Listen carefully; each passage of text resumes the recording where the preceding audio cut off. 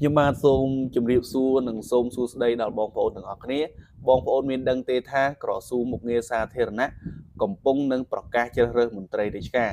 បើសិនជាបងប្អូនអត់ដឹងទេមកតាមដានវីដេអូរបស់ខ្ញុំទាំងអស់គ្នាក្រសួងមុខងារសាធារណៈបានចេញសេចក្តីជូនដំណឹងដល់សាធារណជនទាំងអស់ឲ្យបានជ្រាបថាគណៈកម្មការនឹងរៀបចំមានការប្រឡងប្រជែងជ្រើសរើសមន្ត្រីរាជការក្របខ័ណ្ឌប្រភេទកនឹង15នាក់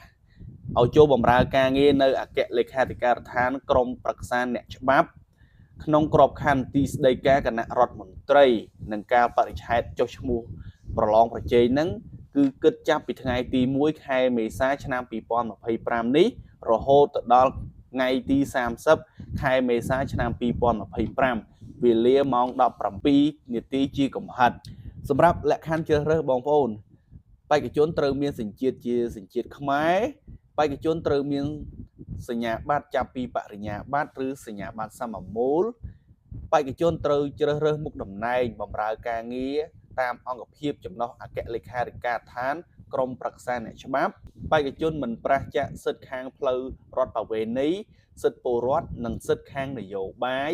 សម្រាប់ការលើកទឹកចិត្តគឺខាងក្រសួងផ្ដល់អាទិភាពដល់ជនពិការស្ត្រីជនជាតិដើមភាគតិចមន្ត្រីជាប់កិច្ចសន្យាដែលបម្រើការងារក្នុងរដ្ឋបាលសាធារណៈនិងបេក្ខជនមានអាយុច្រើនជាងគេដូចនេះបងប្អូនយើងរស់រានឡើងដាក់ពាក្យប្រឡងប្រជែងទាំងអស់គ្នាណាបើចូលចិត្តវីដេអូនេះជួយ follow share and subscribe នៅ YouTube របស់ខ្ញុំអ្នកមួយផងបាទសូមអរគុណច្រើន